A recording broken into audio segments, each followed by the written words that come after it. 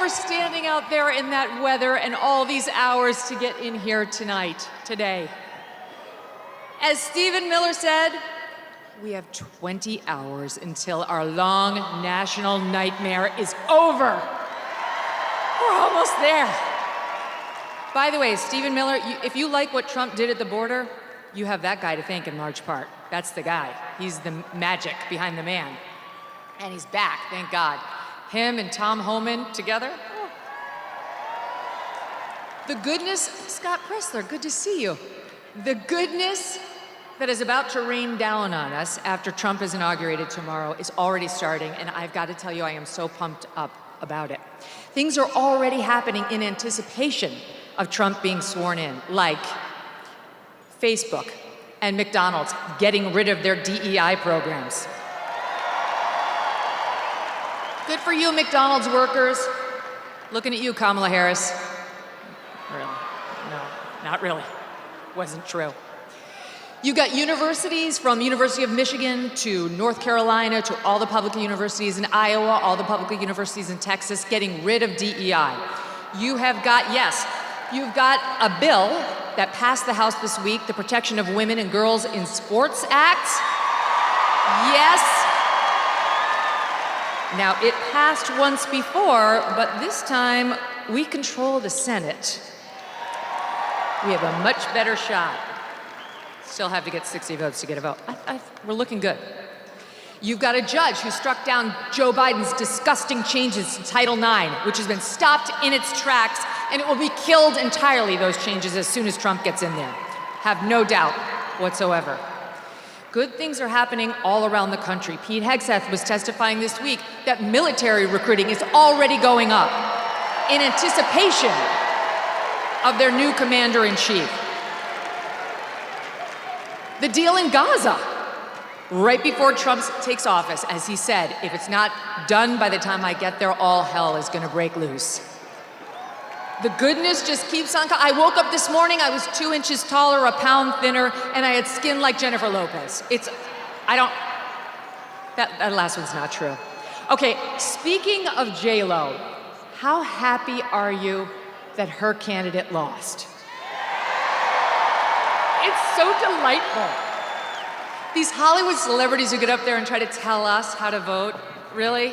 I mean, like those celebrities who know nothing about anything. All J-Lo knows about what to do is to ruin marriages. She's an expert at that. Why does she have to try to ruin the country too? So goodbye, J-Lo, it didn't work out for you.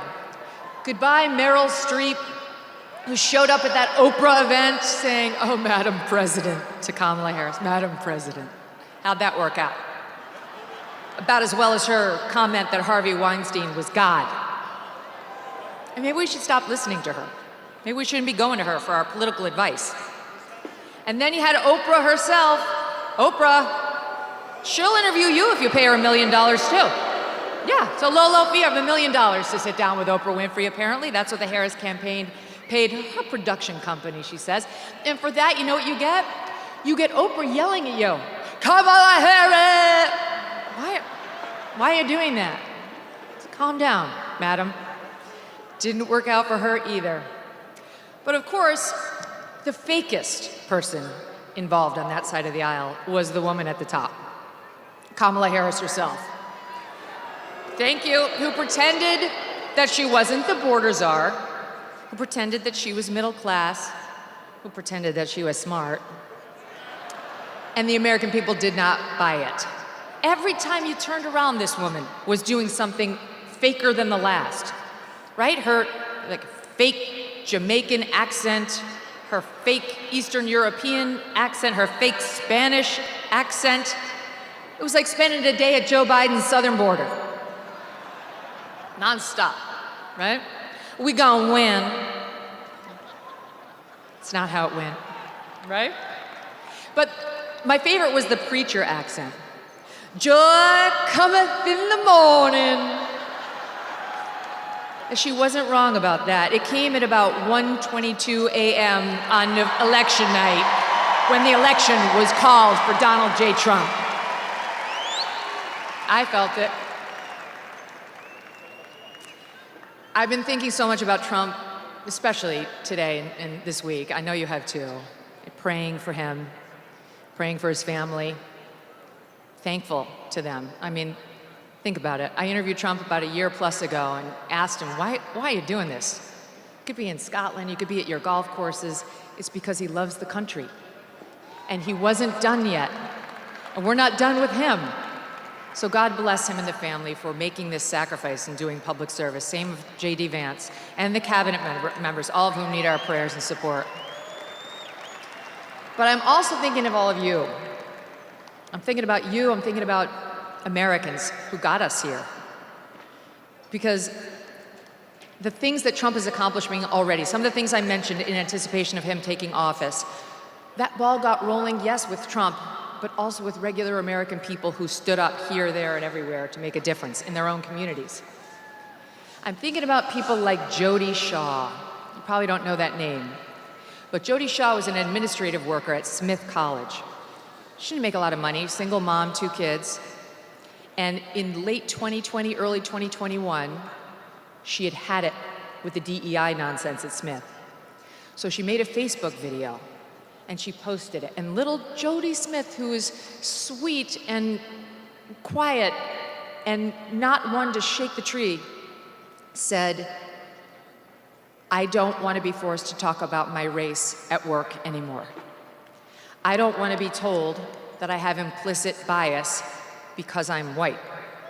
I don't want to have to enforce segregated dorms.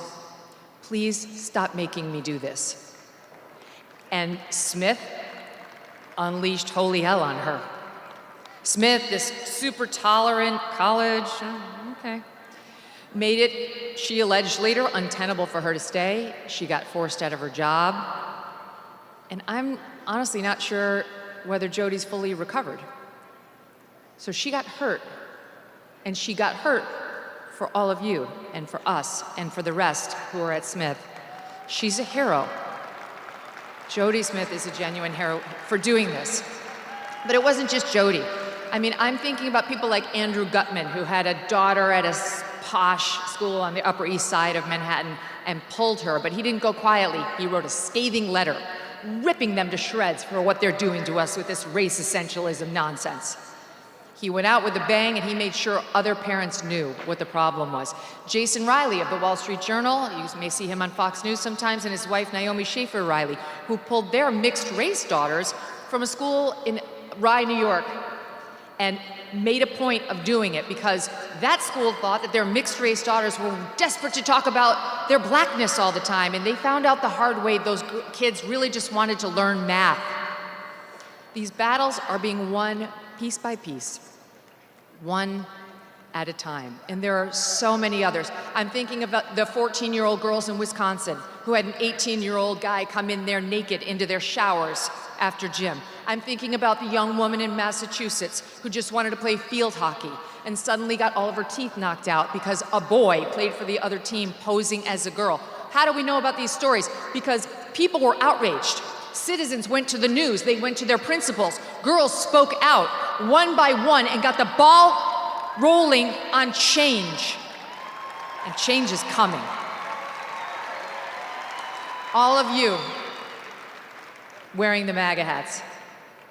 It used to be an act of civil disobedience, right? Yes, sir, defiance of a registered order that didn't want to hear from you. But wearing that hat for much of the past 8 years has been an act of courage too. And I know just because you're here, that you had your moments in your own communities, whether it was online or at the bowling alley or at the restaurant or at school, where you stood up for one of these same issues. Where you had to tell somebody you didn't want to be reduced to skin color. Where you said, I prefer the days when we didn't make a thing out of that. Where you had to tell somebody that boys cannot become girls and girls cannot become boys. Those battles, one after the other, have been fought, and this anti-DEI momentum has been built brick by brick, thanks to all of you. And you who listened to Donald Trump, who, when a reporter asked him at a presidential debate in 2015 about some of the language he used, responded by saying, "What I say is what I say." And if you don't like it, too bad. That was more than just a quick comeback. That was a reminder of what America is. In America, we have the right of free speech. We have the right to offend, to provoke, to annoy, and to stand up for what we believe in, even if you find it controversial. We have the right not to use the words you try to force on us, like your preferred pronouns, or words like anti-racist or chest feeding. We are reminded of that daily by President Trump, who would never bow to the woke mob. Just ask Brett Kavanaugh, who will be swearing in J.D. Vance tomorrow as he, Kavanaugh, sits in his robes as an Associate Justice of the U.S. Supreme Court.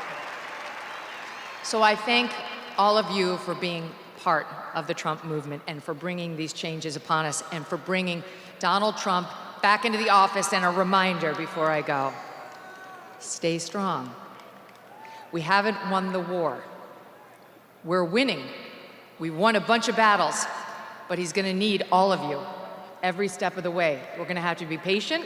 We're gonna have to steel our spines. Do not bend. Never bow. What I say is what I say. God bless you.